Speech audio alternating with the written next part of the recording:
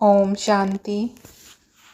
आज 10 मई 1972 के अव्यक्त महावाक्य हैं। टाइटल है स्वमान में रहने से फरमान की पालना। स्वमान और फरमान दोनों में रहने और चलने के अपने को हिम्मतवान समझते हो। स्वमान में भी सदा स्थित रहें और साथ साथ फरमान पर भी चलते चलें। इन दोनों बातों में अपने को ठीक समझते हो। अगर स्वमान में स्थित नहीं रहते हैं तो फरमान पर चलने में भी कोई ना कोई कमी पड़ जाती है। इसलिए दोनों बातों में अपने आप को यथार्थ रूप से स्थित करते हुए सदा ऐसी स्थिति बनाना। वर्तमान पुरुषोत्तम संगम युग का आप ब्राह्मणों का जो ऊंचते ऊंच स्वमान है उसमें स्थित रहना है। इस एक ही श्रेष्ठ स्वमान में स्थित होने से भिन्न भिन्न प्रकार के देह अभिमान स्वतः और सहज ही समाप्त हो जाते हैं। कहाँ कहाँ सर्विस करते करते वह अपने पुरुषार्थ में चलते चलते बहुत छोटी सी एक शब्द की गलती कर देते हैं, जिससे ही फिर सारी गलतियाँ हो जाती हैं। सर्व गलतियों का बीज एक शब्द की कमज़ोरी है। वह कौन सा शब्द है? स्वमान से स्व शब्द निकाल देते हैं, स्वमान को भूल जाते हैं। मान में आने से फरमान भूल जाते हैं। फरमान है स्वमान में स्थित रहो, तो मान में आने से फरमान खत्म हो गया ना। इसी एक शब्द की गलती होने से अनेक गलतियां हो जाती हैं। फिर मान में आकर बोलना, चलना, करना सभी बदल जाता है। सिर्फ एक शब्द कट होने से जो वास्तविक स्टेज है उससे कट हो जाते हैं। ऐसी स्थिति में आने के कारण जो पुरुषार्थ व सर्विस करते हैं उसकी रिजल्ट यह निकलती है, जो मेहनत ज़्यादा और प्रत्यक्ष फल कम निकलता है।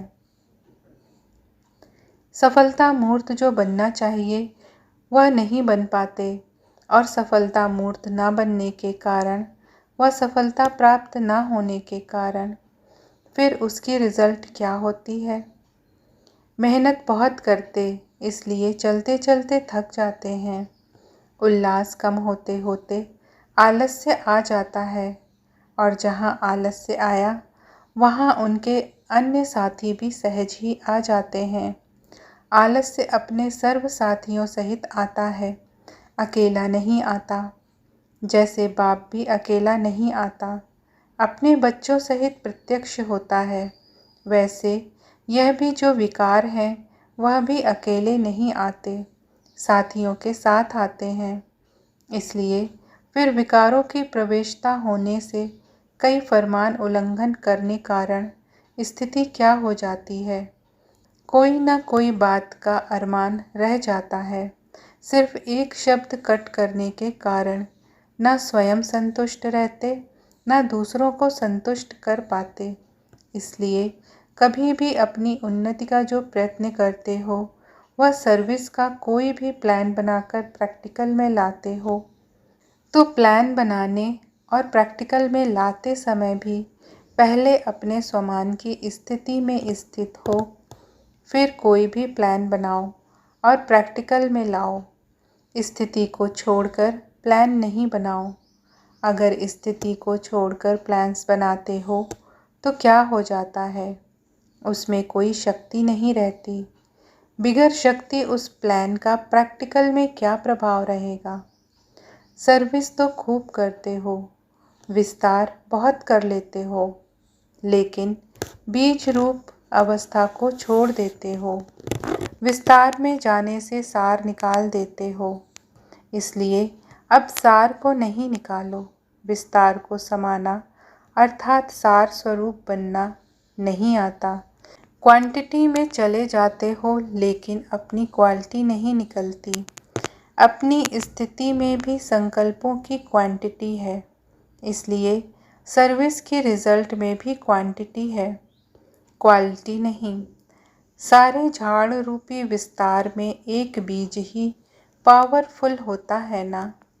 ऐसे ही क्वांटिटी के बीज में एक भी क्वालिटी वाला है तो वह विस्तार में बीज रूप के समान है। क्वालिटी की सर्विस करते हो, विस्तार में जाने से वह दूसरों का कल्याण करते करते अपना कल्याण तो नहीं भूल जाते हो। जब दूसरों के प्रति जास्ती अटेंशन देते हो तो अपने अंदर जो टेंशन चलता है उनको नहीं देखते हो। पहले अपने टेंशन पर अटेंशन दो, फिर विश्व में जो अनेक प्रकार के टेंशन हैं उनको खलास कर सकेंगे। पहले अपने आप को देखो। अपनी सर्विस फर्स्ट, अपनी सर्विस की तो दूसरों की सर्विस स्वतः हो जाती है। अपनी सर्विस को छोड़ दूसरों की सर्विस में लग जाने से समय और संकल्प ज़्यादा खर्च कर लेते हो। इस कारण जो जमा होना चाहिए वह नहीं कर पाते। जमा ना होने के कारण वह नशा, वह खुशी नहीं रहती। अभी अभी कमाया और अभी अभी खाया तो वह अल्पकाल का हो जाता है, और जो जमा रहता है वह सदा साथ रहता है। तो अब जमा करना भी सीखो। सिर्फ इस जन्म के लिए नहीं, लेकिन 21 जन्मों के लिए जमा करना है। अगर अभी अभी कमाया और खाया तो भविष्य में क्या बनेगा? अभी अभी कमाया और अभी अभी बांटा नहीं।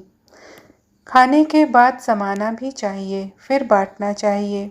कमाया और बांट दिया तो अपने में शक्ति नहीं रहती, सिर्फ खुशी होती है। जो मिला सो बांटा। दान करने की खुशी रहती है, लेकिन उसको स्वयं में समाने की शक्ति नहीं रहती। खुशी के साथ शक्ति भी चाहिए। शक्ति ना होने कारण निर्विघ्न नहीं हो सकते, विघ्नों को पार नहीं कर सकते। इसलिए छोटे छोटे विघ्न लगन को डिस्टर्ब कर देते हैं। इसलिए समाने की शक्ति धारण करनी चाहिए। जैसी खुशी की झलक सूरत में दिखाई देती है, वैसे शक्ति की झलक भी दिखाई देनी चाहिए। सरल चित्त बहुत बनो, लेकिन जितना सरल चित्त हो उतना ही सहनशील हो, कि सहनशीलता भी सरलता है। सरलता के साथ समाने की, सहन करने की शक्ति भी चाहिए। अगर समाने और सहन करने की शक्ति नहीं तो सरलता बहुत भोला रूप धारण कर लेती है, और कहाँ कहाँ भोलापन बहुत भारी नुकसान कर देता है। तो ऐसा सरल चित्त भी नहीं बनना है। बाप को भी भोलानाथ कहते हैं ना, लेकिन ऐसा भोला नहीं है जो सामना न कर सके। भोलानाथ के साथ साथ ऑलमाइटी अथॉरिटी भी तो है ना। सिर्फ भोलानाथ नहीं है, यहाँ शक्ति स्वरूप भूल सिर्फ भोले बन जाते हैं तो माया का गोला लग जाता है। वर्तमान समय भोलेपन के कारण माया का गोला ज़्यादा लग रहा है। ऐसा शक्ति स्वरूप बनना है जो माया सामना करने के पहले ही नमस्कार कर ले, सामना कर न पाए। बहुत सावधान, खबरदार, होशियार रहना है। अपनी वृत्ति और वायुमंडल को चेक करो। अपने आप को देखो कि कोई भी वायुमंडल अपनी वृत्ति को कमज़ोर तो नहीं करता है। कैसा भी वायुमंडल हो, लेकिन स्वयं की शक्तिशाली वृत्ति वायुमंडल को परिवर्तन में ला सकती है। अगर वायुमंडल का वृत्ति के ऊपर असर आ जाता है तो यही भोलापन है। ऐसे भी नहीं सोचना चाहिए कि मैं ठीक हूँ, लेकिन वायुमंडल का असर आ गया। नहीं, कैसा भी विकारी वायुमंडल हो, लेकिन स्वयं की वृत्ति निर्विकारी होनी चाहिए। जब कहती हो हम पतित पावनियाँ हैं, पतितों को पावन बनाने वाली हैं, जब आत्माओं को पावन बना सकती हो तो क्या वायुमंडल को पतित से पावन नहीं बना सकती? पावन बनाने वाले वायुमंडल के वशीभूत नहीं होते, लेकिन वायुमंडल वृत्ति के ऊपर प्रभाव डाल देता है तो यह है कमज़ोरी। हर एक को ऐसा समझना चाहिए कि मुझे स्वयं अपने पावरफुल वृत्ति से जो भी अपवित्र व कमज़ोरी का वायुमंडल है उसको मिटाना है। तुम मिटाने वाले हो, ना कि वश होने वाले। कोई पतित वायुमंडल का वर्णन भी नहीं करना चाहिए। वर्णन किया तो जैसे कहावत है ना, पाप को देखने वाले पर भी पाप होता है। अगर कोई भी कमज़ोर व पतित वायुमंडल का वर्णन भी करते हैं तो यह भी पाप है, क्योंकि उस समय बाप को भूल जाते हैं। जहाँ बाप भूल जाता है वहाँ पाप ज़रूर होता है। बाप की याद होगी तो पाप नहीं हो सकता, इसलिए वर्णन भी नहीं करना चाहिए।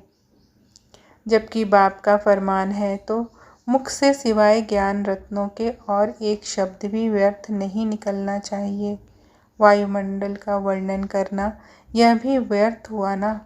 जहाँ व्यर्थ है वहाँ समर्थ की स्मृति नहीं। समर्थ की स्थिति में रहते हुए कोई भी बोलेंगे तो व्यर्थ नहीं बोलेंगे, ज्ञान रत्न ही बोलेंगे। तो वृत्ति को, बोल को भी चेक करो। कई ऐसे भी समझते हैं कि कर्म कर लिया, पश्चाताप कर लिया, माफ़ी मांग ली, छुट्टी हो गई, लेकिन नहीं। कितनी भी कोई माफ़ी ले लेवे, लेकिन जो कोई पाप कर्म व व्यर्थ कर्म भी हुआ तो उसका निशान मिटता नहीं। निशान पड़ ही जाता है, रजिस्टर साफ स्वच्छ नहीं होता। इसलिए ऐसे भी नहीं कहना कि हो गया, माफ़ी ले ली। इस रीति रस्म को भी नहीं अपनाना। अपना कर्तव्य है संकल्प में, वृत्ति में, स्मृति में भी कोई पाप का संकल्प न आए। इसको ही कहा जाता है ब्राह्मण, अर्थात पवित्र। अगर कोई भी अपवित्रता वृत्ति, स्मृति व संकल्प में है तो ब्राह्मणपन की स्थिति में स्थित हो नहीं सकते, सिर्फ कहलाने मात्र हो। इसलिए कदम कदम पर सावधान रहो। खुशी के साथ साथ शक्तियों को भी साथ रखना है। विशेषताओं के साथ अगर कमज़ोरी भी होती है तो एक कमज़ोरी अनेक विशेषताओं को समाप्त कर देती है। तो अपनी विशेषताओं को प्रत्यक्ष करने के लिए कमज़ोरी को समाप्त कर दो। समझा? सर्विस के बीच में अगर डिससर्विस हो जाती है तो डिससर्विस प्रत्यक्ष हो जाती है।